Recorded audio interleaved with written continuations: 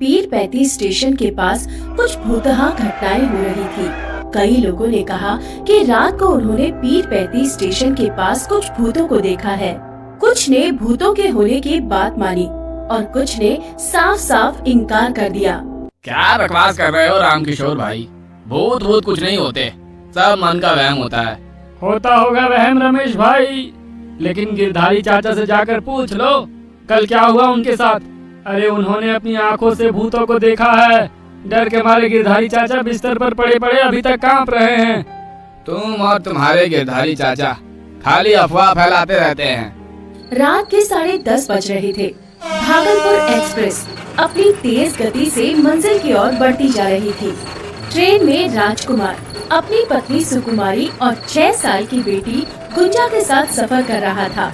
राजकुमार और उसका परिवार हनुमान जी के बहुत बड़े भक्त थे। रात को सोने से पहले और सुबह जागने के बाद सबसे पहले वे हनुमान जी को याद करते और हनुमान चालीसा की चौपाई जरूर पढ़ते। पवन तनय संकट हरण मंगल मूर्ति रूप, राम लखना सीता सहित हृदय बसहु सुरभूप। सियावर रामचंद्र की जय, पवन सुत हनुमान की जय। हनुमान चालीसा का पाठ कर वे सभी सोने लगे। रात के 12 बजे के बाद की बात है। भागलपुर एक्सप्रेस पीरपैंती स्टेशन के पास से गुजरने ही वाली थी। तभी ट्रेन की एक बोगी के अंदर एक छोटे से बच्चे के रोने की आवाज सुनाई दी।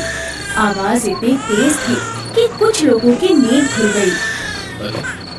ये किसका बच्चा रो रहा है? एक तो इतनी मुश्किल से नींद आई थी, अब नींद खुल गई।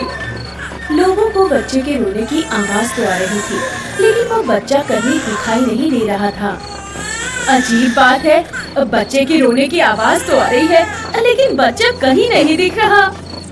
ट्रेन की उस बोगी के सभी यात्री शॉक्ड थे। तभी उन्हें एक छोटे से बच्चे का साया दिखाई दिया। अरे वो रहा, वहाँ है वो बच्चा। बच्चा तो है, लेकिन इस दूर मुहे बच्चे को ऐसे कौन छोड़ दिया है? अरे इसकी माँ कहाँ है? वे लोग ये बातें कर ही रहे थे कि अचानक वो बच्चा हवा में उड़ने लगा। उसे इस तरह हवा में उड़ते देख सभी के दिलों की धड़कन तेज हो गई। अरे ये बच्चा हवा में कैसे उड़ गया? उस छोटे से बच्चे के हवा में उड़ने पर सभी आश्चर्य कर ही रहे थे।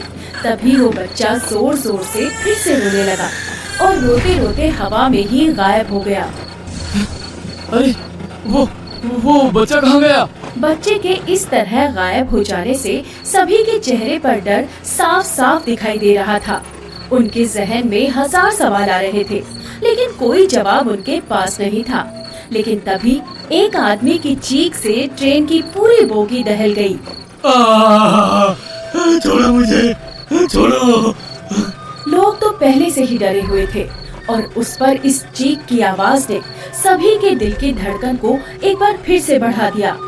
कुछ लोग हिम्मत करके चीख की दिशा में भागे और जब वो बिल्कुल ट्रेन के गेट के पास पहुँचे तो उन्होंने देखा कि ट्रेन का टीटी हवा में उड़ रहा है और वो बार बार एक ही बात कह रहा है, छोड़ दो मुझे, छोड़ दो मुझे, ट्रेन के बाहर मत फेंको।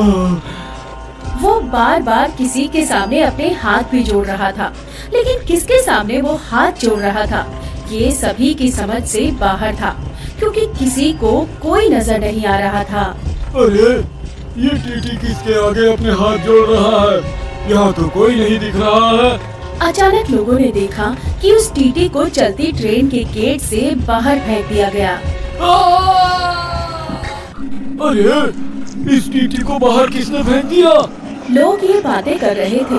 तभी वहाँ पर एक भूतिया औरत जिसकी गोद में एक छोटा सा बच्चा था वो प्रकट हो गई।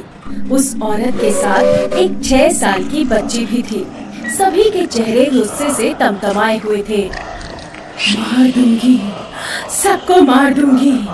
आज के बाद इस रूट से कोई ट्रेन नहीं जाएगी। मैं सबको मार दूंगी। उसके बाद उस भूतिया औरत ने एक रेलवे पुलिस को पकड़ लिया जो उस बोगी में ड्यूटी कर रहा था। अरे छोड़ो मुझे। मैं छोड़ने नहीं, मारने आई हूँ, मारने। उस भूतिया औरत ने उसे भी ट्रेन की खिड़की से बाहर फेंक दिया। कोई नहीं बचेगा, कोई नहीं। आगे एक नदी आ रही है, मैं इस ट्रेन के सभी लोगों को उस नदी में डुबाकर मार दूंगी, जैसे मेरा परिवार मरा था। अचानक उस औरत की गोद में जो छोटा सा बच्चा था वो रोने लगा। क्या हो गया मुन्ना, क्यों रो रहा है? इन बदमाश लोगों के कारण तुम्हारी नींद खुल गई। चलो मैं तुम्हें लोरी सुना देती हूँ। आजा रे निंदिया, निंदिया रानी आजा, मुन्ने को सुलाने निंदिया रानी आजा। उस औरत का नाम विमला था, उसके बेटे का नाम था चुनमुन और उसके बेटे का नाम था मुन्ना। 15 दिन पहले की बात है, वे तीनों भागलपुर एक्सप्रेस से सफर कर रहे थे। उन तीनों को दिल्ली जाना था। विमला का पति हेतराम दिल्ली की एक फैक्ट्री में काम करता था।